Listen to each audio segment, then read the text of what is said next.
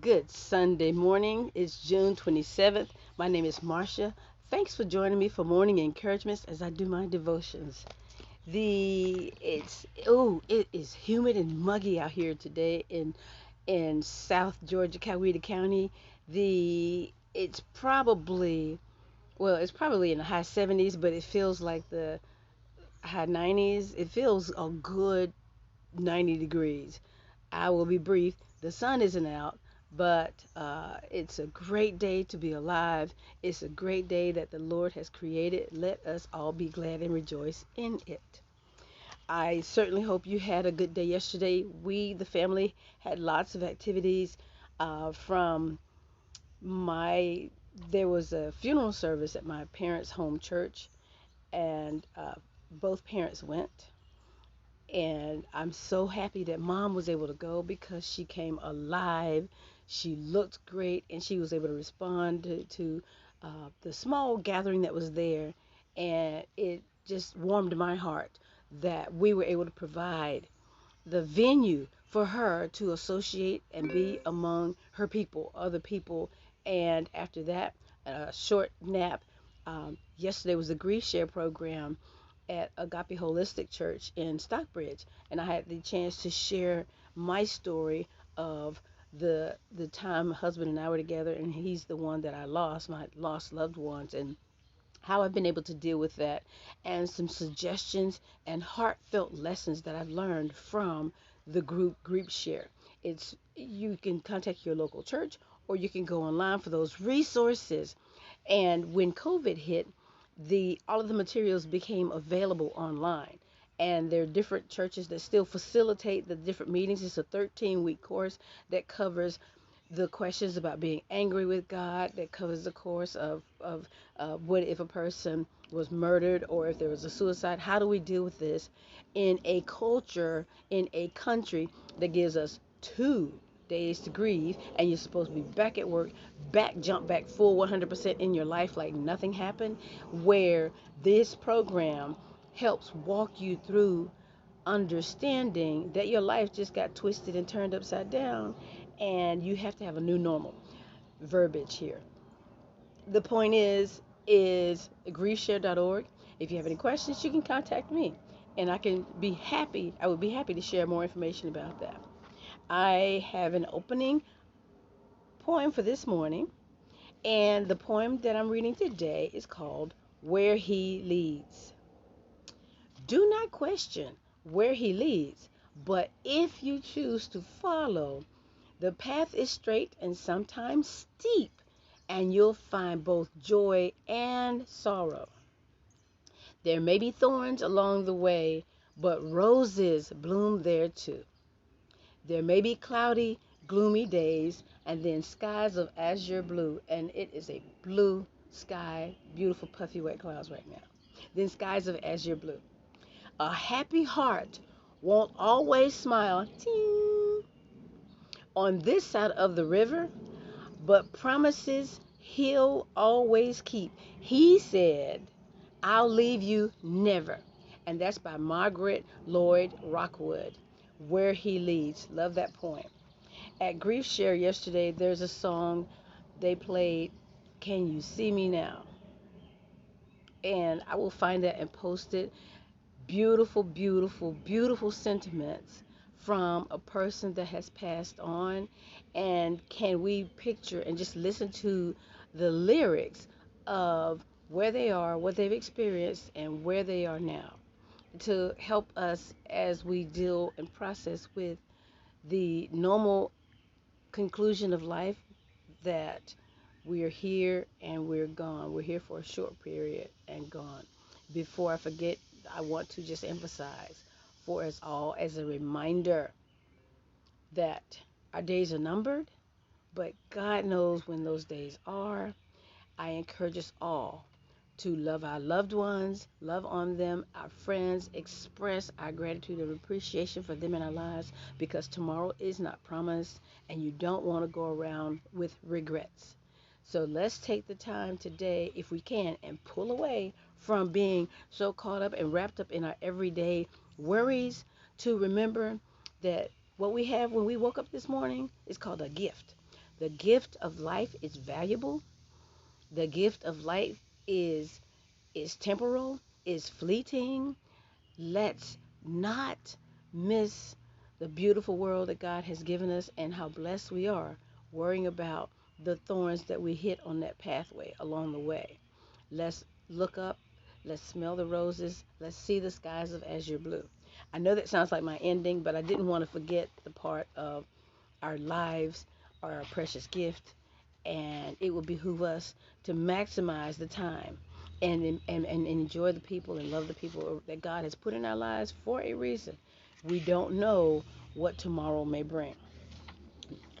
Now, for this morning, our reference is Exodus chapter 8, verse 28, and the verses, but you must not go very far.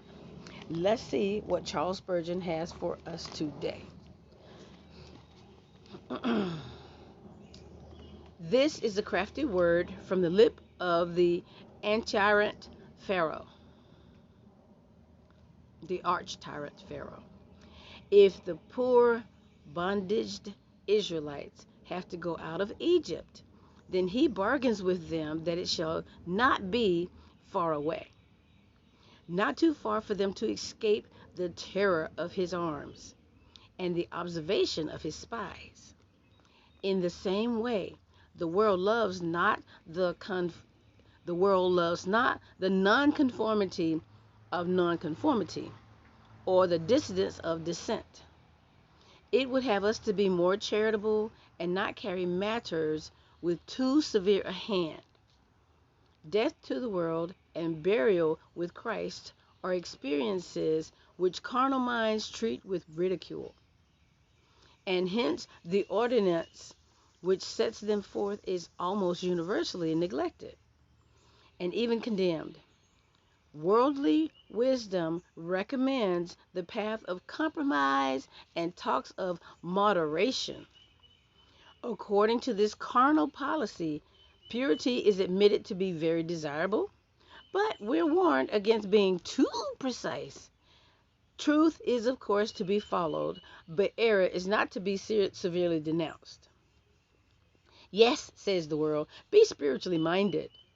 By all means, but don't deny yourself a little gay society, an occasional ball, and a Christmas visit to the theater. What's the good of crying down a thing when it is so fashionable? And everybody does it, right?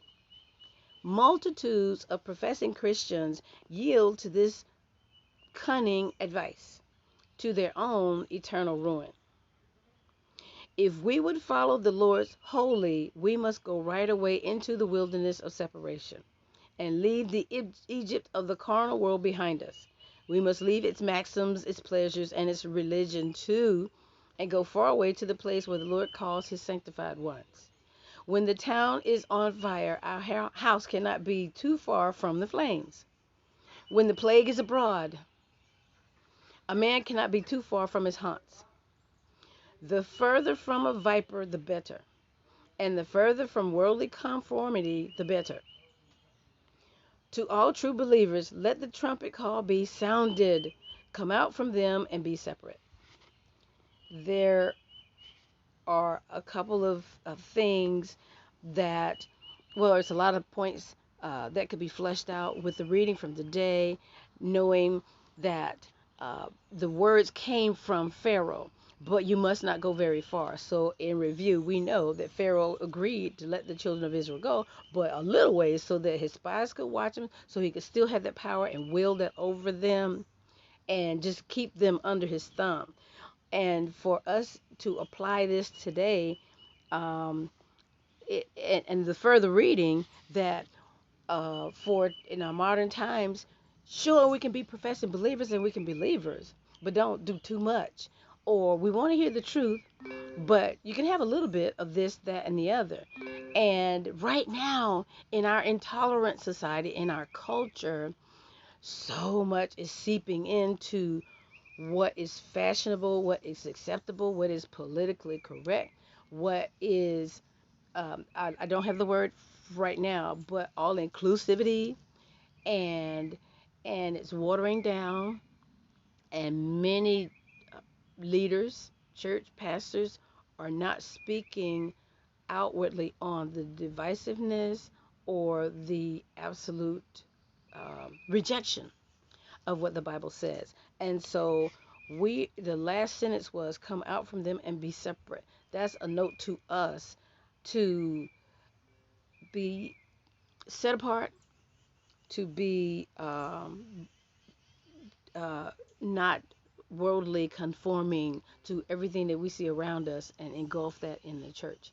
That's a big, deep political hot button, just like our political parties are a hot button, just like race is a hot button, just like the plague that we're currently experiencing, COVID-19, is a hot button. Vaccinate or not to vaccinate, mask, no mask, and our goal is to be spiritually minded by all means, to be spiritually minded, and to not let the world water down our belief in our faiths, and not to compromise if we are true followers of Christ. That was a good warning of be religious but not too religious. A good warning for us, if we're believers, let's look, act, and live as if we are. Uh, not just, we have to look at our behavior for ourselves, our walk, our lives, as well as our priorities, as well as, are we focusing on the Lord and what He has done for us, and do we hear His voice, or are we hearing the worldly call and listening to that, or do we, what our inputs are? As a man thinketh in his heart, so is he. What comes forth, what springs forth from the mouth? What are we putting in? What are we engulfing and ingesting, internalizing? What are we watching with the movies? And that's a decision for us to, um, we don't, that's a decision for us, a heart decision, and not conform or do what we think we, out of fear, or don't do what we think we should and should not do out of what other people will think. That's the fear of man. But what message are we getting from the Holy Spirit, from the scriptures and the Bible verses that we read, on how a believer conducts their life, and the things that we hear, are we applying them? I wanted to be brief today because this is Sunday morning, and you may have other broadcasts, or you're in at church in person. Just wanted to send a shout out and an encouraging word for this morning, um, and let us remember to be steadfast and hold tight unto God's promises, knowing that His word will not return void, knowing that He has, in His promises to us, He is faithful and will keep His promises to us. And when He said, even, I will never leave thee nor forsake thee, when we even have a challenge of this or how to respond, pray. Lord, help me. Lord, give me direction. Lord, save me. And I think of Jill Scott in the first Why Did I Get Married, when she's in the restaurant. We need to pray. Ooh, I need to pray. We can have that attitude. He's ever present help in a time of need, and He delights caring for us, and He delights blessing us. All we can do is but ask. That I'm going to stop right there. Have a fantastic Super Sunday on this day. Take the time to look at what God has placed in your life before you. Let's count your blessings, count them one by one. See what God has done. I'll bring another message tomorrow morning at 11:30 a.m., Lord willing. And take care of yourself and each other. Give out a smile today and a hug, and see what you can do to minister to someone around you. Bye bye for now. Thanks for tuning in.